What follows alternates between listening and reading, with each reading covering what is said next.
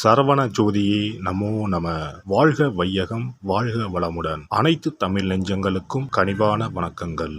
2025ஆம் ஆண்டு மார்ச் மாதம் நடைபெற உள்ள சனி பெயர்ச்சியால் எந்தெந்த ராசிக்காரர்களுக்கு ஏழரை சனி, அஷ்டம சனி, கண்டக சனி, அர்த்தாஷ்டம சனி நடைபெறப் போகிறது. இதனால் மேசம் முதல் மீனம் வரை 12 ராசிகளுக்கு 2025இல் எப்படி இருக்கும் என்பதனை பற்றி விரிவாக காண்போம். நீண்ட நாட்களாக தனது கும்பராசியில் அமர்ந்திருந்த சனி பகவான் தற்போது கும்பராசியில் இருந்து வெளியேறி குரு பகவானின் ஆதிக்கத்தில் உள்ள மீனராசியில் பிரவேசிக்க உள்ளார். திருக்கணித பஞ்சாங்கத்தின்படி 2025ஆம் ஆண்டு மார்ச் மாதம் 29ஆம் தேதி இரவு 9:44 கும்பராசியில் உள்ள புரட்டாதி நட்சத்திரம் 3ஆம் பாதத்தில் இருந்து மீனராசியில் உள்ள புரட்டாதி நட்சத்திரம் 4ஆம் பாதத்திற்கு பெயர்ச்சியாக உள்ளார். முதலில் நாம் காண இருப்பது ஏழரை சனி. ஏழரை சனியை 2.5 ஆண்டு காலமாக பிரித்து சொல்லலாம். முதல் 2.5 வருடத்தை விரயசனி என்றும், அடுத்து வரக்கூடிய 2.5 வருடத்தை ஜென்மசனி என்றும், இறுதியாக வரக்கூடிய 2.5 வருடத்தை பாதச்சனி என்றும் அழைக்கின்றோம். கடந்த ஆண்டு 2023இல் இருந்து மகர ராசிக்கு பாதசனியும், கும்பராசிக்கு ஜென்மசனியும், மீனராசிக்கு விரயசனியும் நடைபெற்று வருகிறது. இனி வரக்கூடிய சனி பெயர்ச்சியால் மேச ராசிக்காரர்களுக்கு ஏழரை சனி ஆரம்பித்து அடுத்த 2.5 வருடம் விரயசனி நடைபெற உள்ளது. மீனராசிக்கு விரயசனி முடிந்து ஜென்மசனியும், கும்பராசிக்கு ஜென்மசனி முடிந்து பாதசனியும் நடைபெற உள்ளது. மகர ராசிக்காரர்கள் ஏழரை சனியில் இருந்து முழுமையாக விடுதலை அடைய உள்ளீர்கள். ராசிக்கு 4ஆம் இடத்திற்கு சனி பகவான் வரும் பொழுது நடைபெறுவது அர்த்தாஷ்டம சனியாகும். ராசிக்கு 7இல் சனி பகவான் வரும்போது நடைபெறுவது கண்டக சனியாகும். ராசிக்கு 8இல் சனி பகவான் வரும்போது அஷ்டம சனி நடைபெறும். வரும் சனி பெயர்ச்சியின் போது மகரம், கடகம், விருச்சிக ராசிக்காரர்கள் சனியின் பாதிப்பில் இருந்து விடுபட உள்ளீர்கள். மேச ராசிக்கு விரயச்சனியும், ரிஷப ராசிக்கு லாபச்சனியும், மிதுன ராசிக்கு கர்மச்சனியும், கடக ராசிக்கு பாக்கியச்சனியும் நடைபெறப் போகிறது. சிம்ம ராசிக்கு அஷ்டமச்சனி, கன்னி ராசிக்கு கண்டகச்சனி, துலாம் ராசிக்கு ரோகச்சனி, விருச்சிக ராசிக்கு பஞ்சமசனி, தனுசு ராசிக்கு அர்த்தாஷ்டம சனி, மகர ராசிக்கு சகாய சனி, கும்பராசிக்கு பாதசனி, மீனராசிக்கு ஜென்மசனி நடைபெற உள்ளது. இனி இந்த பெயர்ச்சியால் உங்கள் ராசிக்கு உண்டாகும் சுபபலன் என்ன என்பதனையும், அசுபபலன் ஏற்படுமாயின் ராசிக்காரர்கள் செய்ய வேண்டிய பரிகாரம் என்ன, வழிபட வேண்டிய தெய்வம் யார் என்பதனை பற்றியும் விரிவாக காண்போம்.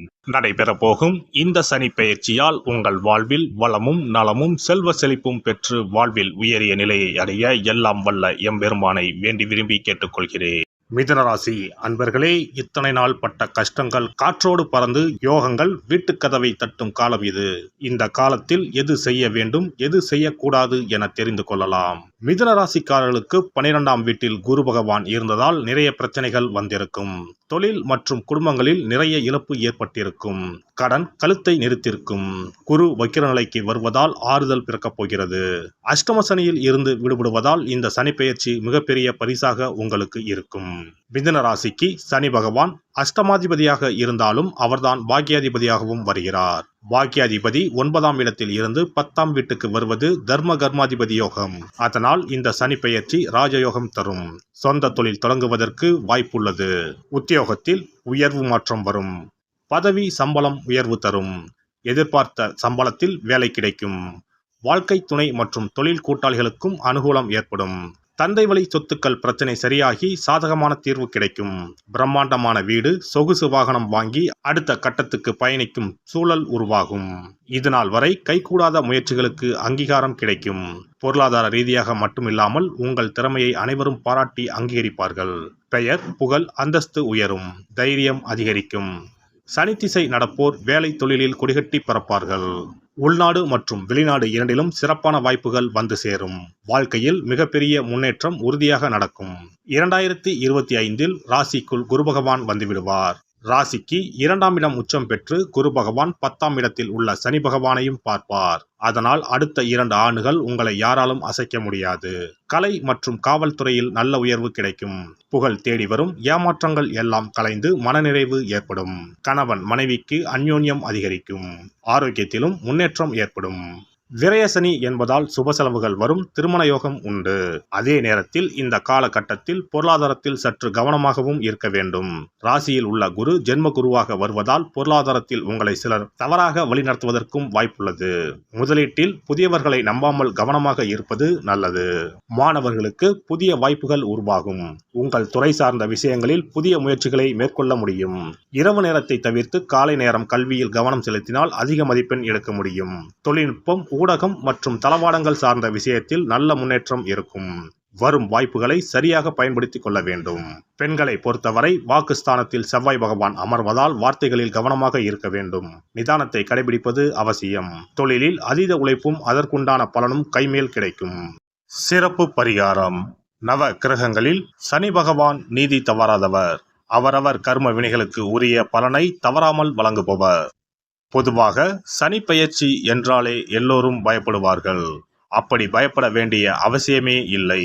சனி பகவானால் பாதிப்புகள் ஏற்படும் பட்சத்தில் பாதிப்பில் இருந்து விடுபட பல எளிய பரிகாரங்கள் உள்ளன.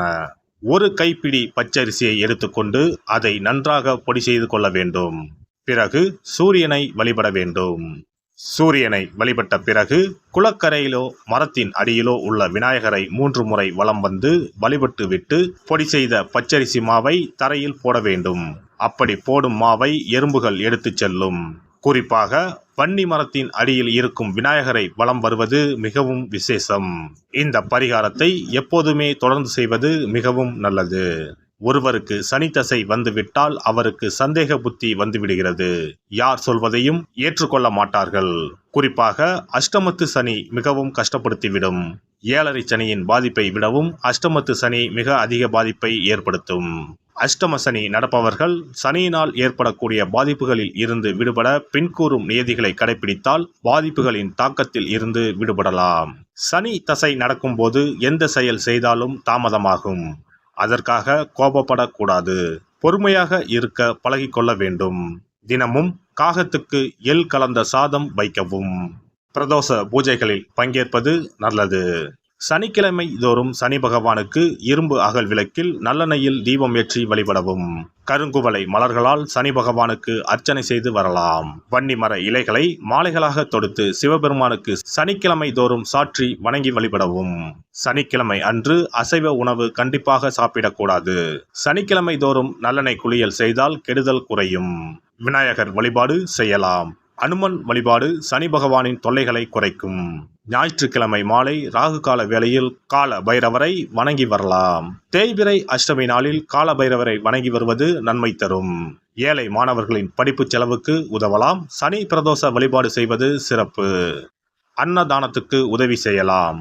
சித்தர்களின் பீடங்கள், ஜீவ சமாதி பீடங்களுக்கு சென்று வணங்கி வழிபடலாம். வன்னி மரத்தை சுற்றி வந்து வணங்க வேண்டும். இதனால் சனி பகவானின் கொடுமையான பாதிப்புகள் விலகிவிடும்.